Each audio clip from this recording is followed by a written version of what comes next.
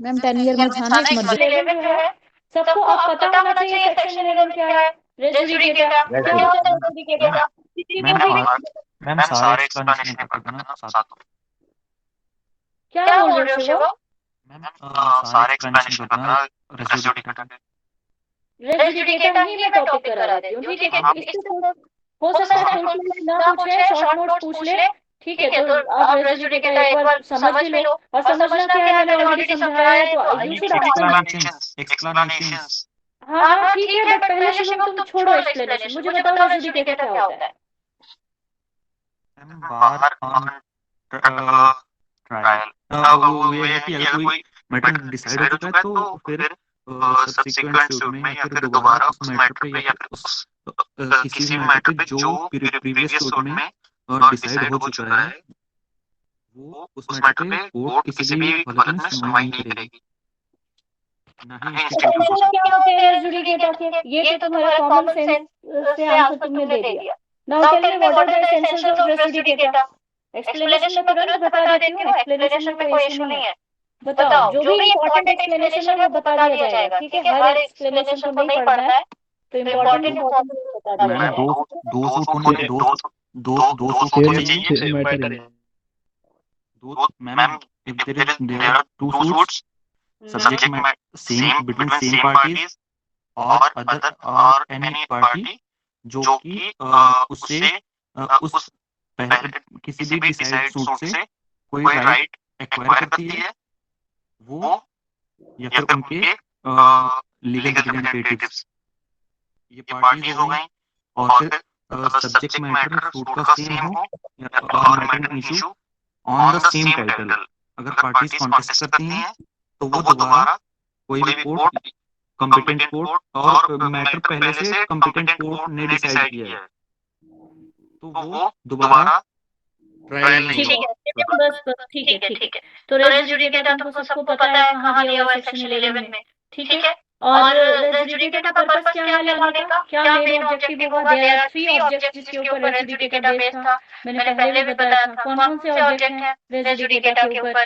First is बताया था, No man should be vexed twice. हाँ राइट, और दूसरा In the interest of the must be state. accepted as correct, और तीसरा it is in the interest of state that litigation should not be it should be finished, ठीक है। ये state का interest इसमें है कि लिटिगेशन को फिनिश करना है। दूसरा, no man should be vexed twice, and तीसरा, judicial decision must be accepted as correct. एक बार हो गया तो आप उसको एक्सेप्ट कीजिए कि वो करेक्ट है, ठीक है। उसके बाद बताया कंडीशंस क्या होता है, तो आपको पता ही है कि रेस जुडिकेटा का मतलब, रेस का मतलब क्या होता है, what is the meaning of res and what is the meaning of judicata. क्या होता है res Rest judicata? means rest means subject matter or dispute. Judicata means decided or adjudicated. Right, judicata मतलब decided और एडजुडिकेटेड, तो इसमें race judicata मतलब matter एडजुडिकेटेड। तो race मतलब सब्जेक्ट मैटर, जुडिकेटा का मतलब डिसाइडेड, तो मैटर एडजुडिकेटेड, ठीक है। तो इसका पर्पस यही है कि आप फाइनलिटी देते हो, जुडिशियल डिसीजन को फाइनल कंसीडर करते हो, यही पर्पस है रेस जुडिकेटा का। कंडीशन ये है कि यहाँ पे होता है एक फॉर्मर सूट और एक होता है सब्सिक्वेंट सूट, ठीक है। और क्या होता है कंडीशंस में, क्या क्या है कि मैटर डायरेक्टली और सब्सटेंशियली इशू होना चाहिए सब्सिक्वेंट सूट में। जो फॉर्मर सूट डिसाइड हुआ है और फॉर्मर सूट में जो मैटर था वही सेम मैटर डायरेक्टली और सब्सटेंशियली इशू सब्सिक्वेंट सूट में भी होगा।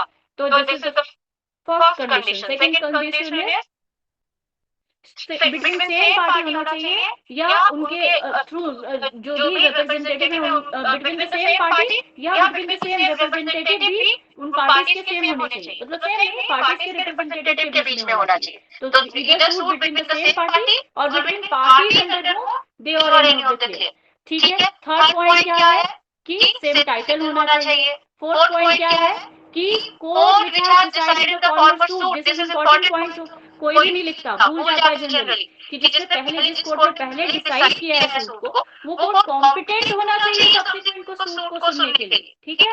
आज हम सब्सिक्वेंट सूट जो फाइल कर रहे हैं, क्या वो पुराने कोर्ट फॉरवर्ड कोर्ट जो है वो कॉम्पिटेंट थी सूट को सुनने के लिए, ये भी एक डिटरमाइनिंग फैक्टर है, ठीक है। और पांचवा point, heard and finally decided होना चाहिए कि वो सुना गया हो। हर्ड एंड फाइनली डिसाइडेड का मतलब क्या होता है, कैसे सुना गया हो?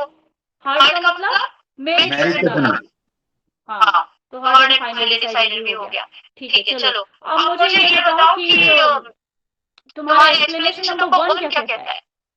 Farmer suit shall denote a suit which has been decided prior. Former suit का क्या मतलब होता है? वो सूट जो prior point of time decide हुआ है, जो पहले डिसाइड हुआ है, ठीक है, उसको हम कहते हैं फॉर्मर सूट। तो लिखा है former suit shall denote a suit which has been decided prior to the suit in question whether or not it was instituted prior thereto। पहले फाइल हुआ या नहीं इससे मतलब नहीं है, पहले डिसाइड हो गया ना तो वो फॉर्मर सूट हो गया। ठीक है, उसके बाद एक्सप्लेनेशन नंबर 3 पे आ जाते हैं। एक्सप्लेनेशन नंबर 2 जो है इतना इंपॉर्टेंट नहीं है, बट फिर भी पढ़ना है तो पढ़ लो। Competence of court shall be determined irrespective of any provision as to right of appeal. ये इंपॉर्टेंट नहीं है, अपील के हिसाब से ये बता रहे हैं कुछ, तो इसको स्किप कर सकते हो आप। एक्सप्लेनेशन नंबर 3 जो है वो कहता है matter above referred to must in forward suit have been alleged by one party and either denied or admitted expressly or implied by the other party। मतलब फॉर्मर सूट में मैटर एक party ने allege किया हो, दूसरे ने या तो डिनाई किया हो या एडमिट किया हो। ठीक है, तो वो होगा। फोर्थ जो एक्सप्लेनेशन है वो तो सबको पता है, कंस्ट्रक्टिव रेस जुडिकेटा। सबको कॉन्सेप्ट पता ही है कंस्ट्रक्टिव रेस जुडिकेटा का। क्या है कंस्ट्रक्टिव रेस जुडिकेटा का कॉन्सेप्ट? इस पे तो क्वेश्चन आ सकता है। इसके मैम अगर कोई और क्लेम भी बनता है और वो क्लेम नहीं किया है और वो क्लेम कर सकता था तो भी रेस जुडिकाटा अप्लाई होगा। ठीक है, तो माइट एंड ऑट याद रखना है। एक्सप्लेनेशन 4 कहता है कि अगर the expression might and ought are, जो ऐसा ये माइट जो है ये कहता है कि आपको नॉलेज अगर थी उस ग्राउंड ऑफ अटैक की और डिफेंस की और आपने नहीं किया, ठीक है, तो वो करना चाहिए था और आपने नहीं किया, तो अब मान लिया जाएगा कि आप अब आपको राइट नहीं है कि सब्सिक्वेंट सूट ला के आप वो ग्राउंड बना लो। तो एक बार ग्राउंड ऑफ अटैक किया डिफेंस और आपने नहीं लिया तो फिर आपको सब्सिक्वेंट सूट में आप उसको नहीं रेज कर सकते हो। तो कौन सा रेज जुडिकेटा यही है बेसिकली। ठीक है, तो इस पे माइट एंड ऑट के ऊपर थोड़ा सा लिख देना है कि माइट एंड ऑट का क्या मतलब होता है। ठीक है, समझ आई बात? उसके बाद तुम्हारा आ गया फोर्थ हो गया। अब तुम्हारा 6th इंपॉर्टेंट है, जो कहता है 6 में क्या कहता है? रिप्रेजेंटेटिव सूट की बात इसी में की गई है क्या? 6 कहता है वेयर पर्सन लिटिगेट बोनाफाइड। क्या हुआ? क्या हुआ? हेलो, 6 कहता है where persons litigate bona fide in respect of public right और of private right claimed in common for themselves and others representative suit order 1 rule 8। Order 1 rule 8 याद नहीं रहेगा तो तुमने लिखना है कि res judicata is applicable even on representative suit. कोई भी व्यक्ति जो है, कुछ लोग जो है वो क्या करते हैं पब्लिक राइट के लिए या प्राइवेट राइट के लिए वो बोनाफाइड तरीके से लिटिगेट कर रहे हैं। ठीक है, वो सबके राइट के लिए लिटिगेट कर रहे हैं। तो क्या होगा? All person interested in such right shall for the purpose of this section be deemed to claim under the person. तो जो भी रिप्रेजेंटेटिव रिप्रेजेंट कर रहा है उन सबको माना जाएगा कि सबने मतलब माना जाएगा कि वो सबने वो केस फाइल किया है और सब जितने भी इंटरेस्टेड पार्टी हैं उनको माना जाएगा कि वो लिटिगेट कर रहे हैं और रेस जुडिकेटा उनके ऊपर भी एप्लीकेबल होगा। ठीक है, और एक्सप्लेनेशन 5 भी देख ही लो। क्या कहता है explanation 5? Any relief claimed in the plaint which is not expressly granted by the decree, ठीक है, shall for the purpose of this section be deemed to have been refused। कोई भी रिलीफ अगर डिक्री में नहीं दिया गया तो मान लो कि रिफ्यूज कर दिया है उसको कोर्ट ने। ठीक है, तो this is your 5th point, 5th explanation. ठीक है, और तुम्हारा इंपॉर्टेंट 7 एक्सप्लेनेशन नंबर 7 जो है वो इंपॉर्टेंट है। एक्सप्लेनेशन नंबर 7 जो है वो कहता है, आई थिंक एग्जीक्यूशन वाला है। देखो किसी ने पूछा भी था मुझसे ये एक्सप्लेनेशन नंबर 7 कि मोनिका क्या था, तुम्हारी क्वेरी क्या थी? Explanation 7 I think so. ठीक है, ये कहता है कि res judicata will be applicable on proceeding for the execution of decree. ठीक है, डिक्री के एग्जीक्यूशन पे भी रेस जुडिकेटा एप्लीकेबल होगा। हमने पढ़ा है ना, पढ़ा तो नहीं है तुम्हारे सिलेबस में नहीं है, but order 21 of CPC deals about execution of decree और उसके लिए एग्जीक्यूशन पिटीशन लगाना पड़ता है कोर्ट में। तो उसके ऊपर भी जो है रेस जुडिकेटा एप्लीकेबल होता है। ठीक है, कि आपने एक बार एग्जीक्यूशन पिटीशन लगाया उस पे कोई डिसीजन आ गया तो that would be considered as final and binding. अब फिर से एग्जीक्यूशन प्रोसीडिंग नहीं चलाओगे या फिर से एग्जीक्यूशन पिटीशन नहीं लगाओगे। और इसमें बोला है references in this section to any suit issue, ठीक है, और formal suit shall be construed as references respectively to proceeding for the execution of decree. बस इसको समझने में तुम्हें दिक्कत आ रही होगी। ये तो समझ आ गया कि एग्जीक्यूशन पिटिशन के ऊपर भी रेस जुडिकेटा एप्लीकेबल होता है जैसे नॉर्मल सूट के ऊपर होता है। सेकेंड पॉइंट ये कहता है कि जहां भी इस सेक्शन में जहां भी सूट की बात की गई है, इशू की बात की गई है, ठीक है, फॉर्मर सूट की बात की गई है, तो सूट इशू या फॉर्मर सूट की जो बात हुई है, ठीक है, जिस रेफरेंस में, उसी रेफरेंस में एग्जीक्यूशन की भी बात होगी। मतलब एग्जीक्यूशन को भी उसी तरीके से समझा जाए। सूट की जहां जहां बात हो रही है वहां एग्जीक्यूशन वर्ड अपने मन से एग्जीक्यूशन वहां पे लगा दो। अगर एग्जीक्यूशन का मैटर है और हमको देखना है कि क्या एग्जीक्यूशन इस एग्जीक्यूशन प्रोसीडिंग पे या पिटीशन पे रेसिडिकेटेड फाइल होगा या नहीं, एप्लीकेबल होगा या नहीं, तो जहां भी सूट इशू ये सब बात किया गया है ना कि सूट या इशू का रेफरेंस है, वहां एग्जीक्यूशन को आप प्रेज्यूम कर लोगे, क्योंकि एग्जीक्यूशन के रिगार्डिंग जहां बात है वहां पे एग्जीक्यूशन को प्रेज्यूम कर लो। तुम्हें इतना कुछ इसमें नहीं मतलब कंफ्यूज नहीं होना है।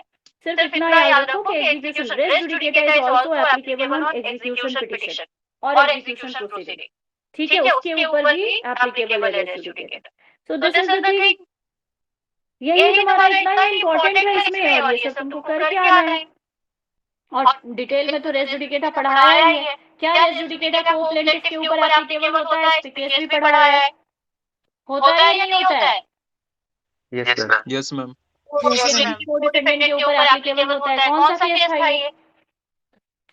याद करो कौन सा केस था, पढ़ाया था? इफ्तिखार अहमद।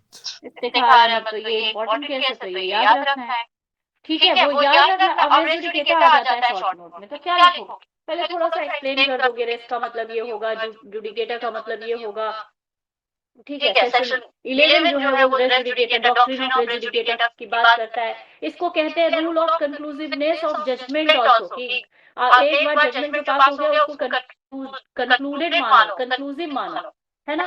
तो इस तरीके से तुम लिखना शुरू कर सकते हो। फिर इसके एसेंशियल्स क्या क्या है, एसेंशियल्स नहीं, फिर ऑब्जेक्ट क्या है, किस लिए ये लाया गया था रेस जुडिकेटा, वो डाल सकते हो। एक डचेस ऑफ किंगस्टन केस मैंने तुम्हें बताया होगा। सबसे पहले डॉक्ट्रिन ऑफ रेस जुडिकेटा, उसी केस में for the first time res judicata को एक्सप्लेन किया गया था, ठीक है। स्टॉपल बाय जजमेंट बोला गया था, स्टॉपल बाय जजमेंट है। स्टॉपल लग गया ना कि एक बार जजमेंट पास हो गया तो अब ये स्टॉपल लग गया कि आगे सेम कॉज ऑफ एक्शन पे नहीं होगा कुछ, ठीक है। तो अगर रेस जुडिकेटा एप्लीकेबल जहां हो गया वहां वो सब्जेक्ट मैटर पे कोर्ट जो है जुरिसडिक्शन को लैक कर देता है, अब उसके ऊपर कोर्ट नहीं सुन सकता है। तो ये सब मैंने तुमको डिटेल में बताया है। उसके बाद एसेंशियल्स तुम्हें पता ही है, same title, same party, formal suit होना चाहिए, फॉर्मल कोर्ट जो होना चाहिए वो कॉम्पिटेंट होना चाहिए सब्सिक्वेंट सूट सुनने के लिए, तो ये सब बताई दिया, ठीक है। तो और बस इसमें यही सब है, आप लिखो इसको। और मैं मटेरियल अगर भेज चुकी होंगी, I think so, res judicata पहले ही मैंने भेज दिया है, ठीक है। और एक आ सकता है तुम्हारा रेस जुडिकेटा रेस सब जुडिस पे डिफरेंस। तो क्या डिफरेंस होता है रेस सब जुडिस रेस जुडिकेटा पे? रेस सब जुडिस क्या होता है, कोई भी जल्दी से बताओ, क्या होता है रेस सब जुडिस? कहां दिया हुआ है रेस सब जुडिस का कांसेप्ट? एनीबॉडी, कहां दिया हुआ है रेस सब जुडिस का? सेक्शन 10 स्टे ऑफ सूट्स, ठीक है, रेस सब जुडिस, ठीक है। तो रेस सब जुडिस का क्या कांसेप्ट है? Institution can be done, but trial will be barred. Ma'am parallel suit को रोकने के लिए। हाँ ठीक है, तो और अच्छे से बताओ ना, सेक्शन 10 को अच्छे से बताना। क्या पर्पस क्या है कि मल्टीप्लिसिटी ऑफ प्रोसीडिंग नहीं होना चाहिए, कॉन्फ्लिक्ट ऑफ डिसीजन नहीं होना चाहिए, है ना। तो यही सब पर्पस है। रेस जुडिकेटा को इफेक्ट देना पर्पस भी होता है। तो यहाँ पे रेस सब जुडिस का क्या लिटरल मीनिंग होगा? रेस का मतलब सब्जेक्ट मैटर, अंडर कंसिडरेशन, तो subject matter which is under consideration, ठीक है। और सेक्शन 10 मैंडेटरी भी है। और प्रीवियसली इंस्टीट्यूटेड सूट की बात हुई है, देखो सेक्शन 11 में फॉर्मल सूट की बात हुई है, सेक्शन 10 में प्रीवियसली इंस्टीट्यूटेड सूट की बात हुई है। सेक्शन 10 का एक्सप्लेनेशन 1 कहता है फॉर्मल सूट वो है जो पहले डिसाइड होता है, और सेक्शन 11 का एक्सप्लेनेशन 1 ये कहता है कि फॉर्मल सूट वो है जो पहले डिसाइड हो रहा है। और सेक्शन 10 क्या कहता है? Previously instituted suit. तो प्रीवियसली इंस्टीट्यूटेड सूट और फॉर्मल सूट में क्या डिफरेंस है? तो प्रीवियसली इंस्टीट्यूटेड सूट वो सूट होता है जो पहले फाइल हुआ है।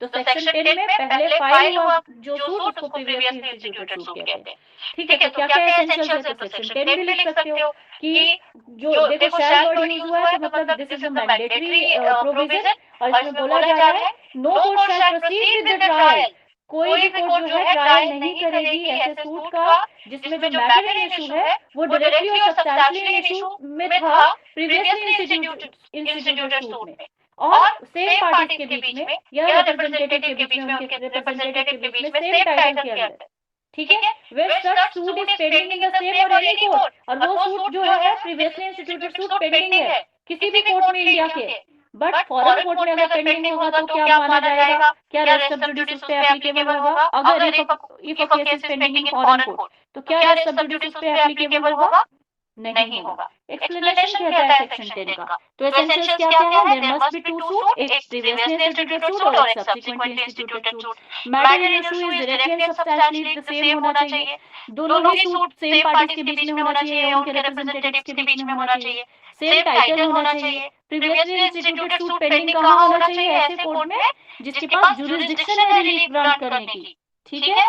और सिक्स्थ इंपॉर्टेंट पॉइंट ये हो गया कि प्रीवियसली इंस्टीट्यूटेड सूट कहीं भी या तो सेम कोर्ट में हो या कोई भी कोर्ट इंडिया में हो, वहां हो सकता है, सुप्रीम कोर्ट में भी हो सकता है, कोई भी कोर्ट इंडिया के लिमिट से बाहर है वहां भी हो सकता है पेंडिंग, बट सेंट्रल गवर्नमेंट ने एस्टैब्लिश किया हो, तो दीज आर सम कंडीशंस। ये तो सबको पता चल गया, तो यहाँ पे ट्रायल बार नहीं है, यहाँ पे ट्रायल बार है, इंस्टीट्यूशन बार नहीं है ना, trial of the case is bar, institution of the case is not bar. तो इसमें इंटरिम रिलीफ मिल सकता है, जैसे इंजंक्शन, रिसीवर को अपॉइंट कराना और ये सब चीजें, ठीक है, ये सब हो सकता है, लोकल कमिश्नर अपॉइंट कराना, ठीक है। कहाँ रेस्ट सब जुडिस एप्लीकेबल नहीं होता है, क्या समरी सूट पे रेस्ट सब जुडिस एप्लीकेबल होता है, हमने एक केस पढ़ा था, Indian bank versus Maharashtra state corporation marketing federation, क्या समरी सूट पे बताओ रेस्ट सब जुडिस एप्लीकेबल होता है या नहीं होता है, नहीं होता है, क्योंकि ट्रायल तब शुरू होगा ना समरी सूट में जब लीव टू डिफेंड मिल जाएगा, परमिशन मिल जाएगा डिफेंड करने का, तो वहां पे परमिशन ही जब नहीं मिला तो ट्रायल हुआ ही नहीं, तो जब ट्रायल ही नहीं हुआ तो समरी सूट पे एप्लीकेबल ही नहीं होगा रेस्ट सब जुडिस, ठीक है। इंटरिम ऑर्डर पे भी एप्लीकेबल नहीं होता, अगर फॉरेन कोर्ट में जैसे बोला जाएगा कि कहाँ लिख सकते हो आप हेडिंग बना के कि डॉक्ट्रिन ऑफ रेस्ट सब जुडिस is not applicable in these instances, और ऐसे करके तुम अपना नाम डाल सकते हो कि अगर फॉरेन कोर्ट में सूट पेंडिंग है वहां भी नहीं होगा, इंटरिम ऑर्डर पे भी नहीं होगा, समरी सूट में भी नहीं होगा, so these are the instances where summary suit where section 10 is not applicable, ठीक है। इस तरीके से मैम अगर लीव टू डिफेंड मिल गया है समरी सूट में तो हाँ, लीव टू डिफेंड मिल रहा है, प्रॉपर ट्रायल चल रहा है, तो अब वो सेक्शन 10 एप्लीकेबल हो जाएगा, यही तो वो केस भी बोला, याद है हमने पढ़ा था कि जब लीव टू डिफेंड नहीं मिला तो ट्रायल हुआ ही नहीं, जब ट्रायल ही नहीं हुआ तो समरी सूट तो रेस्ट सब जुडिस कैसे एप्लीकेबल होगा, है ना। सुप्रीम कोर्ट की तो ऑब्जर्वेशन ही थी ये, अगर देखो लीव टू डिफेंड मिल गया ना नेहा, तो वो बचा ही नहीं समरी सूट, फिर तो उसको प्रॉपर सुनते हैं ना, प्रॉपर सुनना पड़ता है उनको, ओके मैम, ऑर्डिनरी सूट में कन्वर्ट हो जाता है, ऑर्डिनरी सूट में कन्वर्ट हो जाता है, फिर तो आ गया मेरिट पे पूरा सुना जाएगा, ठीक है। तो ये हो गया, तो मेरा क्वेश्चन है डिफरेंस क्या है, लास्ट पॉइंट डिस्कस कर रही हूँ मैं इस टॉपिक में, डिफरेंस क्या है दोनों के बीच में, कुछ तो डिफरेंस होगा, क्या क्या डिफरेंस है, एक में क्या होता है बताओ, डिफरेंस बताओ जल्दी से बताओ, इसको खत्म कर दिया हमने, क्या क्या डिफरेंस होगा, एक में मैटर एडजुडिकेटेड है, एक में मैटर पेंडिंग है, दूसरा डिफरेंस रेस्ट जुडिकेटा में ट्रायल भी बार है और इंस्टीट्यूशन भी बार है, रेस्ट सब जुडिस में इंस्टीट्यूशन बार नहीं है, सिर्फ ट्रायल बार है, और रेस्ट जुडिकेटा फॉर्मर सूट की बात करता है और ये प्रीवियसली इंस्टीट्यूटेड सूट की बात करता है, रेस्ट जुडिकेटा में इंटरिम ऑर्डर्स भी पास नहीं हो सकते, और इसमें इंटरिम ऑर्डर्स पास हो सकते हैं, तो ये डिफरेंशिएट करके भी तुम लिख सकते हो, ठीक है, कि रेस्ट सब जुडिस में क्या होता है नहीं होता है, अभी मैंने बता दिया, समझ आ गया सबको। अब इससे ज्यादा इसमें कोई पॉइंट नहीं आएगा, तुम्हारा जो केस था वो कौन सा केस था रेस्ट जुडिकेटा पे, अगर आए तो वो केस भी लिख लेना है, सेक्शन 11 पे कौन सा केस, बहुत सारे केसेस होंगे ना,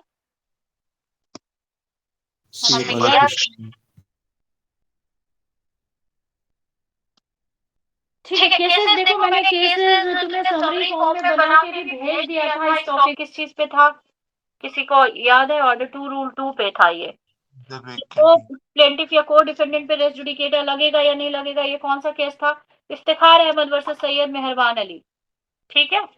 तो ये सब तो हमने किया ही था, केस शॉर्ट में करना है या लिमिटेशन पे चलते हैं, हम लोग चलते हैं एक एक टॉपिक थोड़ा सा, मैम लिमिटेशन यस मैम। क्या किस बारे में बोल रहे हो, क्लियर बताओ मुझे। मैम सेक्शन 9 पे सेक्शन 9 पे ये केस है, आपको याद रखना पड़ेगा, ठीक है। सेक्शन 9 क्या कहता है, व्हाट इज गिवन इन, देखो हम लोग ना ये टॉपिक कंप्लीट हो गया है, बस एक बार केस ऊपर ऊपर से देख लेते हैं, ठीक है। उससे क्या होगा, तुमको ये सेटिस्फैक्शन होगी कि इस पे जो भी आएगा हम लिख देंगे। तो सेक्शन 9 पे ये बेस्ड है। सेक्शन 9 क्या कहता है, जुरिस्डिक्शन ऑफ कोर्ट। अरे जुरिस्डिक्शन ऑफ कोर्ट तो ठीक है, अच्छा चलो बताओ, how many kinds of jurisdictions are there. ये टेस्ट टू टाइप। ठीक है, तुम्हें बताना है, बस नहीं आएगा तो मैं बताऊंगी। 4 ma'am, subject matter, pecuniary and territorial jurisdiction. Right. Jurisdiction का मतलब क्या होता है, what is the basic meaning of jurisdiction. competency competency of court to competency to try the suit.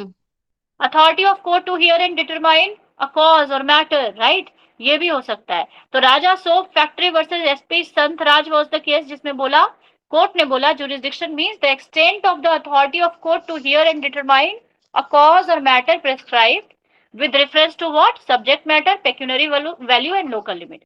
extent of authority of court, court के authority का कहां तक extent होता है ना, हियर करने का और मैटर को डिटरमाइन करने का, with the reference to subject matter, pecuniary value and local limit, उसको कहते हैं jurisdiction। एक official trustee versus Sachindra Nath का केस में भी बोला कि jurisdiction का मतलब power to hear and decide the question at issue, ठीक है। कोर्ट की पावर है वो, जुरिस्डिक्शन मतलब क्या है, उसकी पावर है to hear and decide the matter. और पहले वाले राजा सोप फैक्ट्री वाले में बोला था कि it is the extent of authority of court to hear and determine the matter, so this is jurisdiction, है ना। जुरिस्डिक्शन कैसे डिसाइड होता है, कैसे पता चलेगा कि इस केस में किस कोर्ट की जुरिस्डिक्शन है, कैसे पता चलेगा, tell me. Determination of jurisdiction, how jurisdiction is determined. देखो ना, तुम सब हेडिंग डाल डाल के आंसर करो, जितने पॉइंट्स तुम्हारे होंगे उतने मार्क्स मिलेंगे। अगर तुमने एक पॉइंट भी लिखा एक्स्ट्रा कि determination of jurisdiction, how jurisdiction is determined, ये पॉइंट किसी और ने नहीं लिखा या तुमने लिखा एक्स्ट्रा, तो तुमको एक्स्ट्रा पॉइंट मिलेगा ना इस पे। तो बताओ मुझे कैसे जुरिस्डिक्शन डिटरमाइन होता है, किसी केस में क्या प्लेट के बेस पे कैसे डिटरमाइन होगा। Area wise area ma'am court decide करेगी बेस्ड ऑन द प्लेंट। उसके रेजिडेंस पे या उसके वर्क प्लेस पे। अवर्मेंट्स इन द प्लेंट, प्लेंट को पढ़ के डिसाइड होगा कि जुरिस्डिक्शन कहाँ जा रही है। उसमें लिखा होगा कि रिकवरी ऑफ सूट है तो प्लेंटिफ कहाँ रहता है, रिस्पोंडेंट कहाँ रहता है, मतलब डिफेंडेंट कहाँ रहता है, उस हिसाब से जुरिस्डिक्शन लग जाएगा। प्रॉपर्टी रिलेटेड इशू है तो देखा जाएगा प्रॉपर्टी कहाँ सिचुएटेड है, तो इसके रिगार्डिंग। मैट्रिमोनियल इशू है तो देखा जाएगा कहाँ रहते हैं, ऑपोजिट पार्टी कहाँ रहती है, ये कहाँ, जैसे डिवोर्स मैटर है वो भी तो सिविल नेचर का मैटर है, तो उसमें भी देखा जाएगा कि अच्छा कहाँ पे मैरिज हुई, कहाँ पे लास्ट वो रिजाइड करते थे, ये कैसे पता चलेगा, by reading the substance of the plaint, plaint के सब्सटेंस को पढ़ के, उसके अवरमेंट को पढ़ के। तो jurisdiction is determined on the basis of averment made in the plaint, ठीक है। वो खुद प्लेंट में लिखते हैं this court has jurisdiction to hear the matter, ये विद इन जुरिस्डिक्शन है, ठीक है। जुरिस्डिक्शन कौन डिसाइड करता है, कोर्ट करती है कि पर्टिकुलर डिस्प्यूट सुनने का उसके पास जुरिस्डिक्शन है या नहीं है, ये कोर्ट डिसाइड करती है, ठीक है। कब डिसाइड करती है jurisdiction, at the time of commencement of proceeding, ठीक है।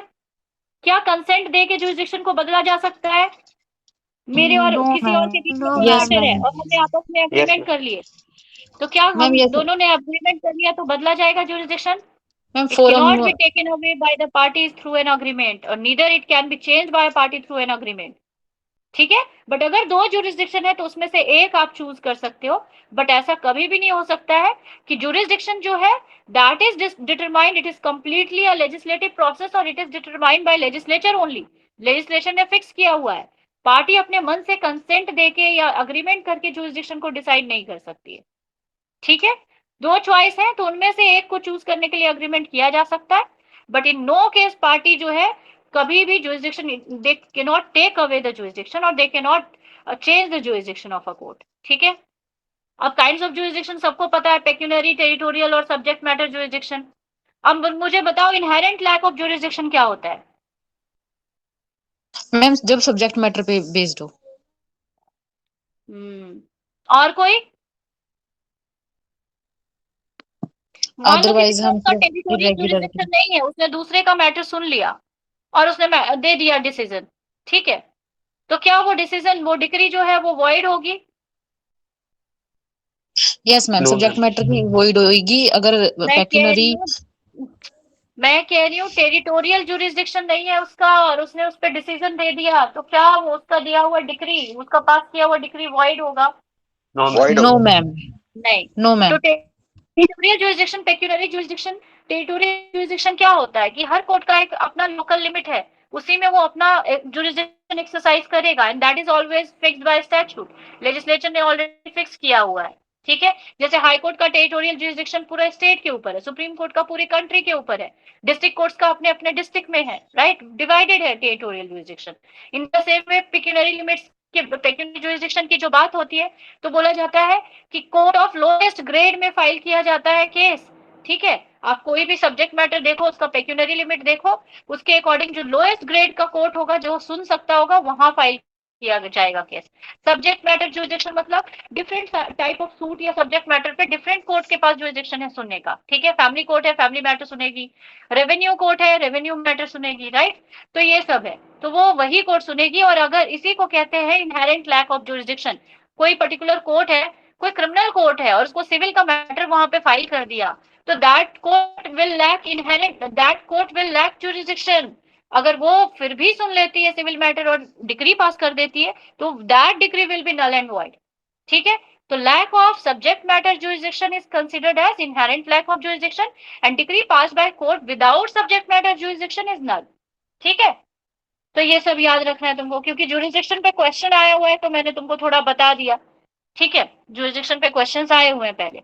अब सेक्शन 9 जो है वो बोलता है कि कोर्ट कैसे मैटर को सुनेगी, सूट ऑफ सिविल नेचर को सुनेगी, बट अनलेस, अनलेस क्या है उसमें point, except which is barred by expressly or impliedly barred, ठीक है। तो सेक्शन 9 के लिए दो बात याद रखना है कि कोर्ट जब भी सुनेगी सिविल मैटर के केस को सुनेगी, सूट ऑफ सिविल नेचर सुनेगी, और जिसका कॉग्निजेंस जो है एक्सप्रेसली और इम्प्लाइडली बार नहीं होना चाहिए, ठीक है। एक्सप्रेसली बार का क्या मतलब होता है? हम कोड में बताया गया है, एक्सप्रेसली गिवन है कि ये चीज आपको नहीं करनी है। किसी पर्टिकुलर इनैक्टमेंट में, एक्ट में ही लिखा हुआ है, जैसे गुंडा जी सत्यजीत शिंदे वाला case, enactment Bombay tenancy and agricultural land act में लिखा था कि एग्रीकल्चरिस्ट कौन होगा, ये कौन डिसाइड करेगा? मामलतदार डिसाइड करेगा, और मामलतदार ही सर्टिफिकेट देगा।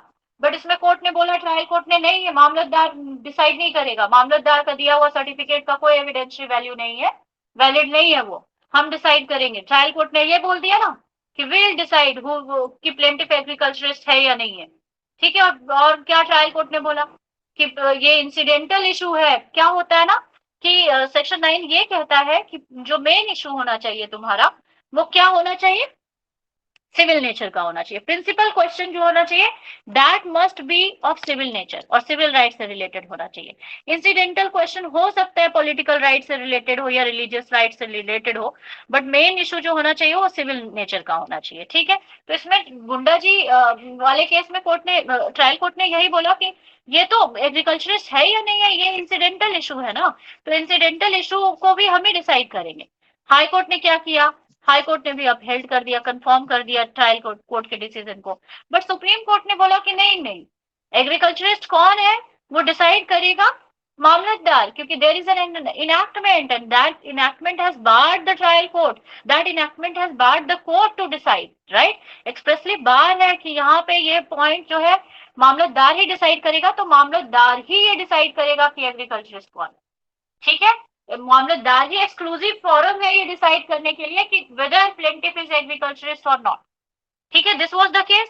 तो सेक्शन 9 जब आए तो ये सब लिखना है तुमको, expressly or impliedly bar. Impliedly बार का मतलब क्या होता है, barred by general principles of law, ठीक है, कोई पब्लिक पॉलिसी के बेसिस पे बार हो रहा है, ठीक है, कहीं किसी स्टैट्यूट में ऑलरेडी रेमेडी दी हुई है तो वो बार हो गया। और इनैक्टमेंट से बार हो रहा है, जैसे कि पर्टिकुलर कोई ट्रिब्यूनल बनाया हुआ है उस मैटर को सुनने के लिए, तो कोर्ट नहीं सुनेगी, राइट। तो ये सब हो गया तुम्हारा, ठीक है। तो सेक्शन 9, 10, 11 ये सब इंपॉर्टेंट था, टॉपिक 2 आ सकता है, तो ये सब याद रखना है। किसी ने मुझसे ये क्वेश्चन पूछा है कि जैसे शॉर्ट नोट आता है डिग्री पे क्या लिखना है, डिग्री पे शॉर्ट नोट आता है, तो क्या लिखा जाएगा डिग्री पे? बताओ, अपना ओपिनियन दो, क्या लिखोगे डिग्री पे अगर शॉर्ट नोट आ गया तो? And degree is a final determination of subject matter, adjudication of final matter. हाँ, बस इतना लिखेंगे, ये शॉर्ट नोट में हो जाएगा? थोड़ा मुझे बताओ अच्छे से, ऐसे कैसे? एप्लीकेशन ऑफ ए मैंने सब्जेक्ट हमेशा तुम्हें मैटर। बताया है कि जब भी डिग्री क्वेश्चन आता है आप बहुत सारे सब हेडिंग्स दो। जैसे मैंने टकवानी की किताब बहुत अच्छी होती है हर सब्जेक्ट में, जैसे एडमिनिस्ट्रेटिव लॉ आगे तुम्हें पढ़ना होगा, टकवानी खरीदना, इट्स वेरी नाइस बुक। तरीका उनका बहुत अच्छा है लिखने का। देखो क्या होता है, अब डिग्री पे आए शॉर्ट नोट, तो हमको पहले ये देना है कि उसका डिग्री का मतलब क्या होता है। ठीक है, डिग्री है क्या? एडजुडिकेशन ऑफ कोर्ट है, ठीक है। उसके बाद डिग्री का क्या दिया हुआ है, सेक्शन 2(2) का जो प्रोविजन है, जितना याद रहता है उतना लिख देना है। उसके बाद प्रोविजन तो याद रहेगा, लेकिन प्रोविजन से ही तुम एसेंशियल्स निकालोगे, तो एसेंशियल एलिमेंट्स ऑफ डिग्री लिख देना है। एसेंशियल लिखने के बाद एक एक एसेंशियल्स को एक्सप्लेन कर दो। अगर कम मार्क्स के हैं तुम्हारे पेपर, मतलब शॉर्ट नोट है, कम नंबर के है, तो छोटा छोटा एक्सप्लेनेशन दो। ज्यादा मार्क्स के है तो तुम बड़ा बड़ा एक्सप्लेनेशन दे सकते हो। इट डिपेंड्स तुम कितना दे सकते हो। बट जैसे ही तुमने एसेंशियल एलिमेंट्स लिख दिए, 5 एसेंशियल एलिमेंट्स लिख दिए कि एडजुडिकेशन होना चाहिए, और क्या होना चाहिए, सूट में होना चाहिए एडजुडिकेशन, और क्या होना चाहिए, मैटर इन कंट्रोवर्सी होनी चाहिए, ठीक है। पार्टीज के राइट डिटरमाइन होने चाहिए। डिग्री से क्या होता है, all right of parties must be determined, right, तो वो होना चाहिए। और कंक्लूसिव नेचर का होता है डिग्री, ये होना चाहिए। फॉर्मल एक्सप्रेशन होना चाहिए, तो एडजुडिकेशन होना चाहिए। सूट में डिग्री पास होता है, फॉर्मल एक्सप्रेशन ऑफ एडजुडिकेशन होना चाहिए, जिससे सारे राइट्स पार्टी के डिटरमाइन हो जाने चाहिए। और ये conclusively determine the right between the party, तो कंक्लूसिव नेचर का होता है। So this are the ma'am जो 5। कंक्लूसिव डिटरमाइन है उसमें मतलब कि फाइनल डिग्री तब मानी जाती है जब कोर्ट जो है कंप्लीटली डिस्पोज ऑफ कर दे। Right ma'am right right. किस केस में डिस्पोज ऑफ कर देता है कोर्ट कंप्लीटली? हर केस में प्रिलिमिनरी डिग्री तो बहुत कम केसेस में पास होते हैं। देयर आर फ्यू केसेस जिसमें प्रिलिमिनरी डिग्री पास होते हैं। मोस्ट ऑफ द केस में तो फाइनल डिग्री ही पास हो जाता है। रिकवरी सूट है, पैसे मांगने हैं तो डिग्री पास होगा, पैसे दिलाया जाए, समझ रहे हो? ओके मैम, लोन का ओके मैटर मैम। पे नहीं किया तो उसमें सेल करवाना है प्रॉपर्टी को, तो कोर्ट डिग्री पास करेगी कि प्रॉपर्टी सेल कर दो, he has not paid the amount.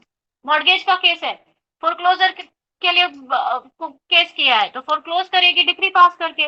Redemption के लिए केस किया है तो डिग्री पास करके रिडीम कर दिया जाएगा। Are you getting me? There are few cases yes जिसमें मैम। प्रिलिमिनरी डिग्री पास होता है, मोस्ट ऑफ द केसेस में फाइनल डिग्री ही पास होता है, ठीक है। तो ये सब एसेंशियल्स लिखने के बाद तुम्हें एक्सप्लेन कर दो, और क्या। उसके बाद प्रिलिमिनरी डिग्री क्या होता है ये लिख देना है। उसके कुछ एग्जाम काइंड्स ऑफ डिग्री डालना है। काइंड्स ऑफ डिग्री में preliminary, final, partly preliminary, partly final, ये सब लिखो। और प्रिलिमिनरी क्या होता है ये बता दो, फाइनल क्या होता है ये बता दो, पार्टली प्रिलिमिनरी पार्टली फाइनल क्या होता है ये बता दो, डीम्ड डिग्री क्या होता है ये बता दो। इतना लिख दोगे बहुत है। मैम डीम डिग्री में क्या लिख सकते हैं? क्या होता है डीम्ड डिग्री? डीम्ड डिग्री क्या होता है? रियलिटी में डिग्री नहीं है, बट वो स्टैट्यूटरी फिक्शन क्रिएट करके उसको डिग्री के कैटेगरी में डाला गया है।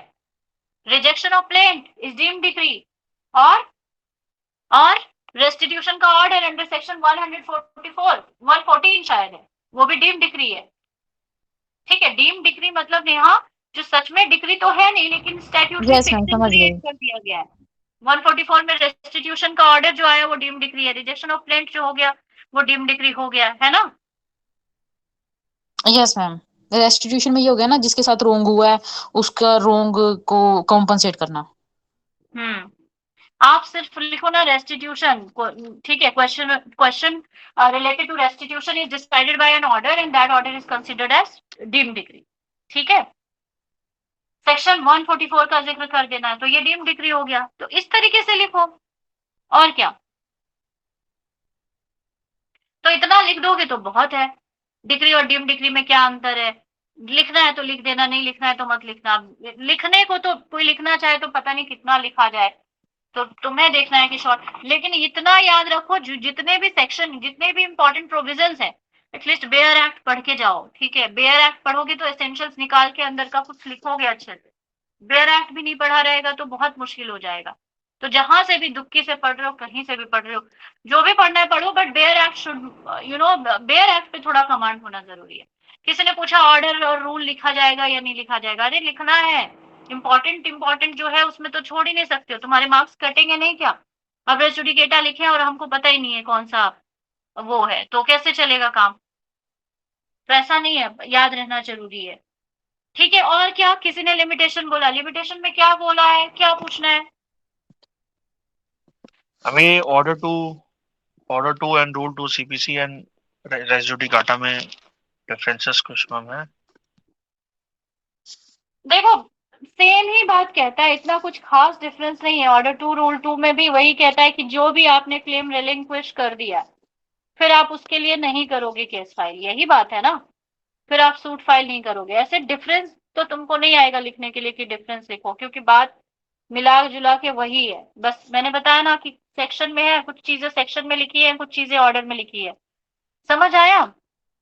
Yes ma'am. सेम ही बात है, उसमें कुछ अंतर थोड़ी है। रिलिंक्विशमेंट ऑफ पार्ट ऑफ क्लेम की बात है, यही है ना। या देखो आपने कुछ इंक्लूड करना है और किसको छोड़ दिया, कोई क्लेम छोड़ दिया, ठीक है, बोलता है कि जब भी आप सूट फाइल करते हैं तो आप पूरा क्लेम उसमें इंक्लूड कर दीजिए, ठीक है, अपने कॉज ऑफ एक्शन के रिगार्डिंग।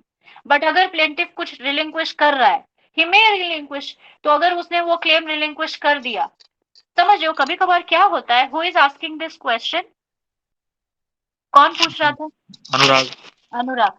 अनुराग देखो क्या होता है कि कभी कभार कोई, जैसे अभी दिल्ली तो छोटी, मतलब छोटी सी जगह है, तो यहाँ पे डिस्ट्रिक्ट कोर्ट तुमको मिल गया।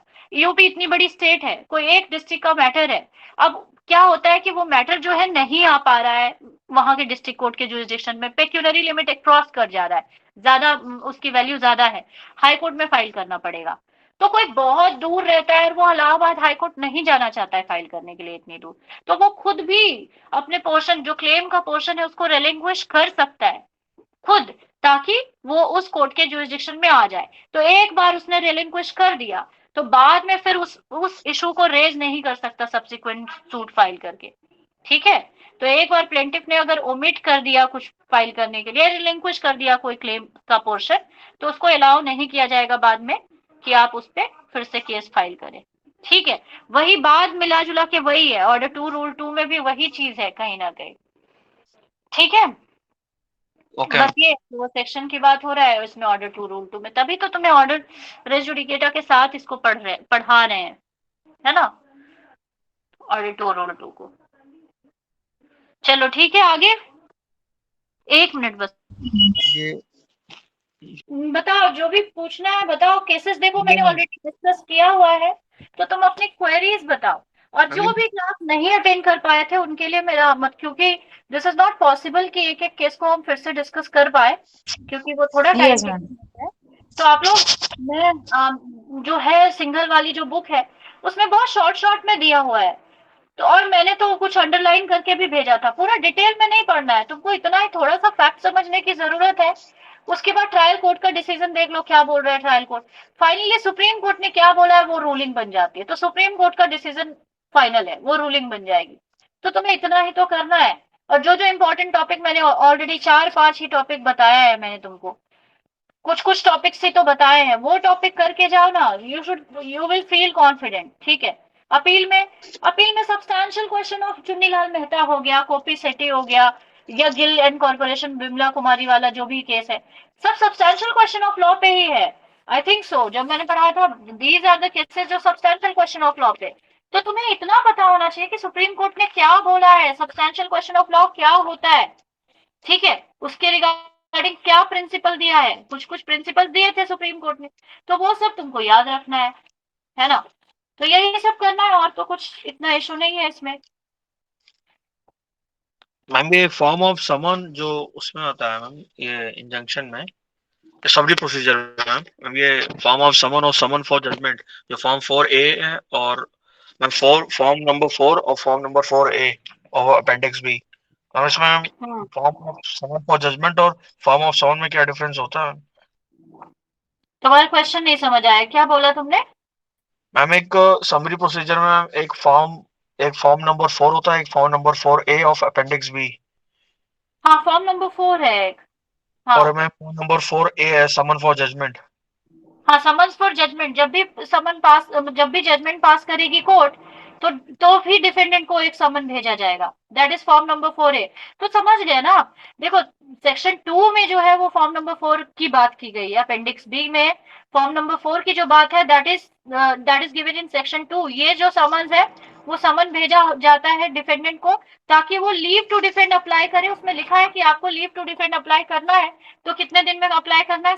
तो 10 दिन में अप्लाई करना है। आप देखो फॉर्म में डिफरेंस आपको एकदम खुद ही पता चल जाएगा। और जो 4A जो वाला जो पॉइंट है, जो समन है, वो जजमेंट के टाइम पे दिया गया है। ठीक है, देखो अपेंडिक्स बी एक बार निकाल लो। जजमेंट के टाइम पे जो डिफेंडेंट को दिया जाता है समन्स, वो हो गया फॉर्म नंबर 4A। और जो इंस्टीट्यूशन होने सूट इंस्टीट्यूट हुआ और ऑपोजिट पार्टी को जब कॉल इनिशियल स्टेज पे किया जाता है, वो जो समन है, that is given in form number 4। ठीक है मैम टॉपिक 2 में है ना? सेक्शन 2 में जो है, क्या बोल रहे हो? टॉपिक नहीं, सेक्शन 2 में जो है उसकी बात हो रही है। सेक्शन 2 मत मैम किससे रिलेटेड है? समरी प्रोसीजर ऑर्डर, कौन सा ऑर्डर है समरी प्रोसीजर का? Order number 37। ऑर्डर 37। बहुत कम लोगों को याद है ऑर्डर 37। क्या होता है समरी प्रोसीजर? शॉर्ट में बताओ। आ गया समरी प्रोसीजर पे लिखना, क्या लिखोगे? Ma'am it is ma'am given जो मतलब छोटे मोटे केस होते हैं उनके लिए नेगोशिएबल इंस्ट्रूमेंट और जिसको केस नहीं होते हैं, there are list of cases. Ma'am liquidated amount के लिए होता है आई थिंक। क्या होता है समरी प्रोसीजर? कैसे कैसे कैसे मैम किए जाते हैं? बिल ऑफ एक्सचेंज हो गया, हुंडी हो मैम गया, हुंडी इसके और promissory note, या लिक्विडेटेड रिकवरी ऑफ डिमांड। डेब्ट। तो suit in which plaintiff seeks recovery of date या लिक्विडेटेड डिमांड, जो कि पेएबल है, मनी के थ्रू पेएबल है। और किसके ऊपर बेस्ड है ये सब सूट? रिटन कॉन्ट्रैक्ट के ऊपर बेस्ड हो, या कोई इनैक्टमेंट जहां फिक्स सम ऑफ मनी हो, किसी गारंटी के ऊपर, या फिर suit for recovery of receivable के ऊपर बेस्ड हो। So these are the suit जहां समरी प्रोसीजर फाइल किया जाता है। ठीक है, देखो अनुराग, जिसने भी पूछा था, form number 4 is related to someone जो डिफेंडेंट को दिया जाता है initial stage for calling the defendant to apply, calling the defendant so that he would apply a leave to defend in the court, है ना? And by that summon 10 days time is given to the defendant so that कि वो application लगा सके। और summons for judgment जो होता है, that is different case। उसमें leave to defend की बात ही नहीं होती, उसमें लिखा होता है इस टाइम पे, इस डेट पे। आप पढ़ोगे तो लिखा होगा कि let all parties concerned attend the court or judge as the case may be on this date, इतने बजे। ठीक है, जब जब उनको बुलाना है वो सब मेंशन करके वो जजमेंट पास कर देते हैं बुला के। सो this is the difference. Ma'am किस केस में? आपको बुलाया किस जा रहा केस है में? कि आप आगे, एक में आपको बुलाया जा रहा है, फॉर्म नंबर 4 में आपको बुलाया जा रहा है कि आके आप अपना डिफेंस, आप लीव टू डिफेंड फाइल करना चाहते हैं तो वो फाइल कीजिए। ऑपोजिट पार्टी को कॉल किया जा रहा है, राइट ऑफ फेयर हियरिंग वाला कॉन्सेप्ट आ गया। और लास्ट में जजमेंट वाला जो है, उसमें आपको जजमेंट पास होने के वक्त बस सारी पार्टीज को बुलाया जाता है, इसलिए वो समन्स भेजे जाते हैं। ठीक है अनुराग, और कुछ? Yes ma'am, yes ma'am. Ma'am जो आप दो केस कह रहे थे, वो क्या कह रहे थे? 4 और 4A का कह रहे थे या किसका कह रहे थे? नहीं, कहाँ केस की बात मैंने कहाँ की है? केस मतलब कि दो सिनेरियो।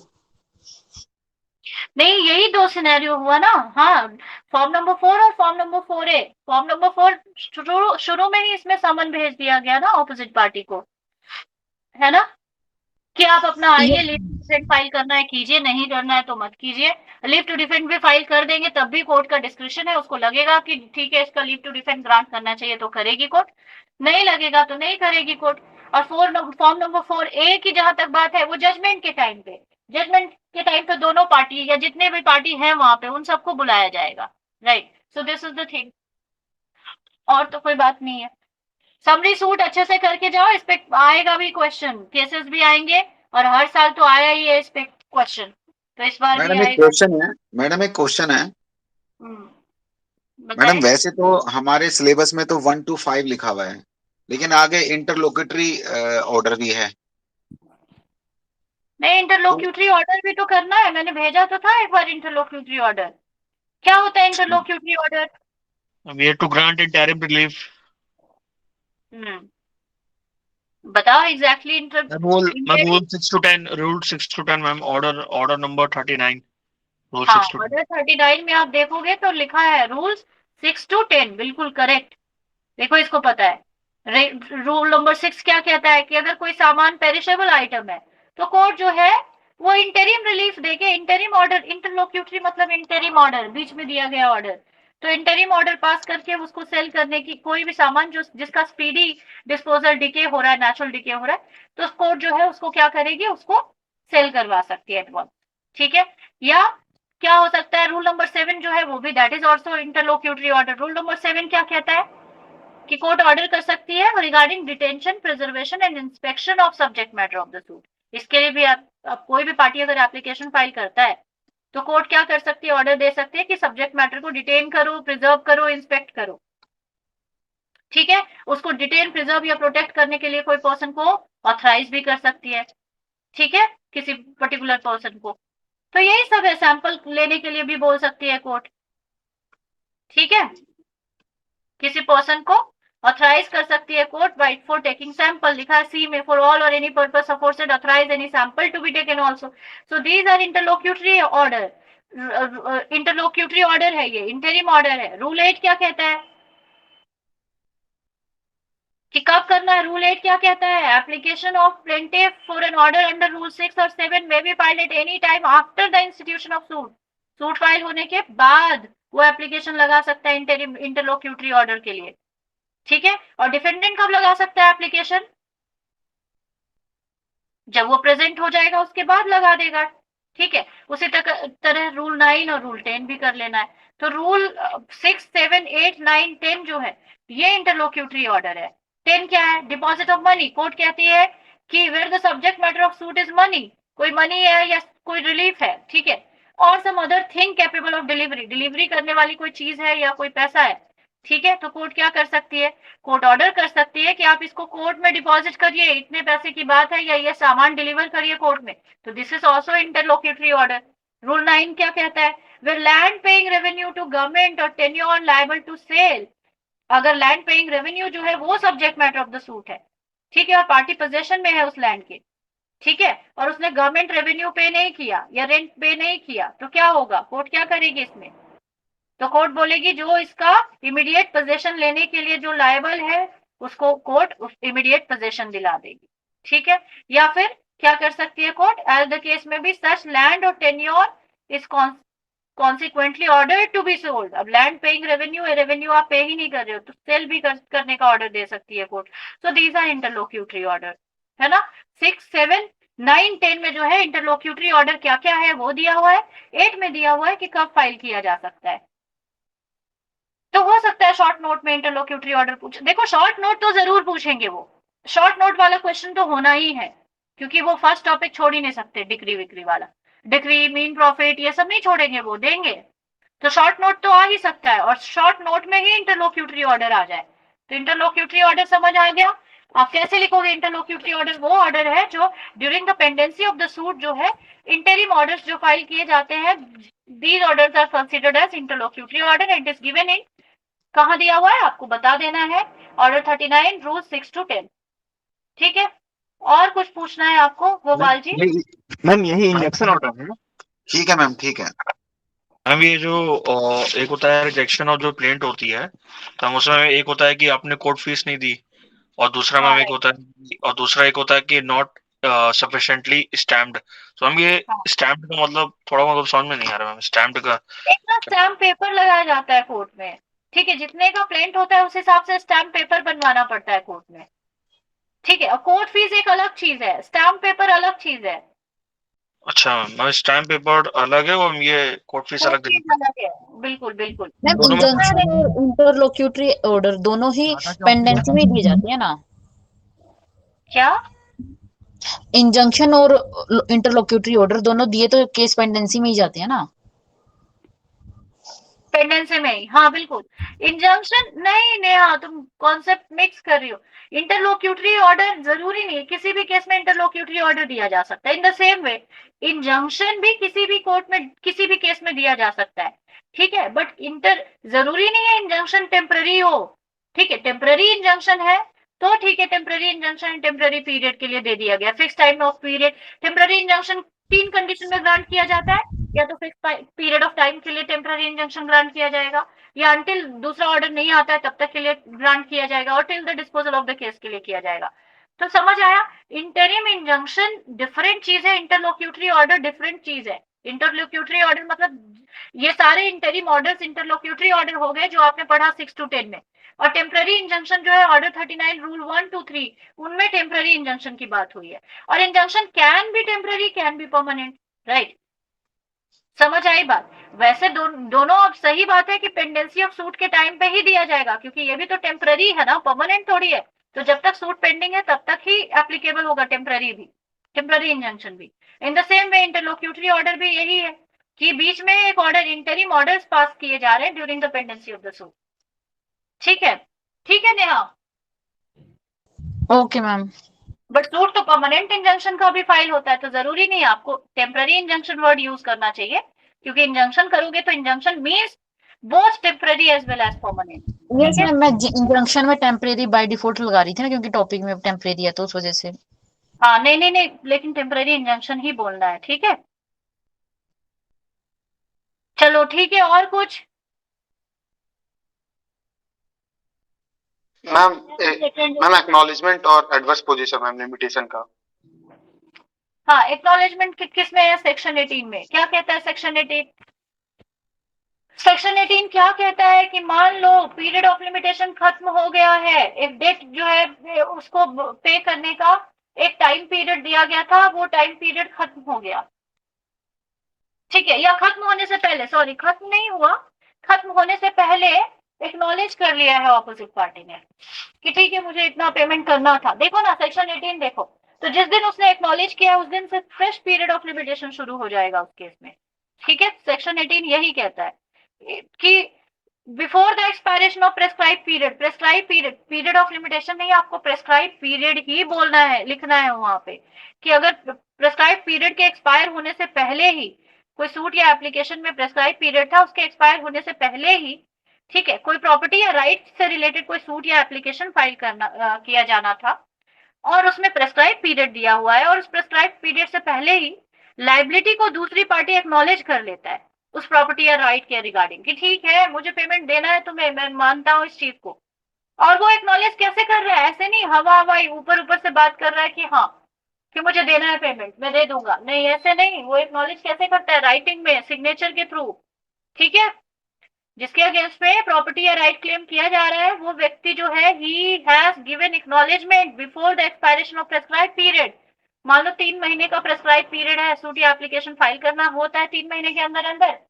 अभी दूसरा महीना चल रहा है, दूसरे महीने में ही वो आ गया ऑपोजिट पार्टी और बोलता है कि please do not file a case in the court, case मत फाइल करो मेरे खिलाफ। अब क्या होगा? केस फाइल होगा तो वो भी अननेसेसरी लिटिगेशन में लगेगा, तो उसने मना कर दिया केस फाइल मत करो, मैं पैसे का अरेंजमेंट कर रहा हूं, मैं दे दूंगा, ठीक है? तो उसने एक्नॉलेज कर लिया, तो जैसे ही उसने एक्नॉलेज कर लिया राइटिंग में और साइन करके, तो उस टाइम से फ्रेश पीरियड ऑफ लिमिटेशन शुरू हो जाएगा। लिखा है ना कि देखो, आप लिखो, देखो लिखा है where before expiration of prescribed period for a suit और application in respect of what? Property और राइट। तो ये भी लिखना है इन रिस्पेक्ट ऑफ प्रॉपर्टी और राइट, ठीक है? There is if there is a prescribed period for a suit और application in respect of property और right and an acknowledgement of liability is made regarding such property और right by opposite party, ठीक है? And that too was made in writing and that was also signed, ठीक है? तो उस case में क्या होगा? उसमें होगा अ fresh period of limitation shall be computed from the time when the acknowledgement was so signed. तो जब एक्नॉलेजमेंट साइन कर दिया है उस टाइम से एक फ्रेश पीरियड ऑफ लिमिटेशन शुरू हो जाएगा, ठीक है? समझ आएगा? आगे देखो लिखा है अगर अनडेटेड होगा ओरल एविडेंस, देखो जहां लिखता है where the writing containing the acknowledgement is undated, acknowledgement तो है, और क्या होता है पीरियड ऑफ लिमिटेशन को कंप्यूट करने के लिए डेट होना चाहिए, लेकिन एक्नॉलेजमेंट में डेट नहीं लिखा हुआ है। मैं एक्नॉलेज करता हूं कि मैं तुम्हें इतने पैसे दे दूंगा, मैंने तुमसे इतने पैसे लिया था, ये सब लिख के तो दे दिया उसने राइटिंग में, साइन भी कर दिया, लेकिन डेट नहीं मेंशन किया। तो उस केस में क्या होगा? ओरल एविडेंस दिया जा सकता है regarding the time when it is was sign, कि वो कब साइन किया था एक्नॉलेजमेंट, उसके रिगार्डिंग ओरल एविडेंस दे सकता है, ठीक है? तो ये चीजें हैं, बताओ क्या बोलना है? अभी जो इनहेरेंट पावर, जो सेविंग ऑफ इनहेरेंट पावर है वो सेक्शन 151 में। तुम्हारी आवाज ठीक से नहीं आ रही है, क्या बोल रहे हो?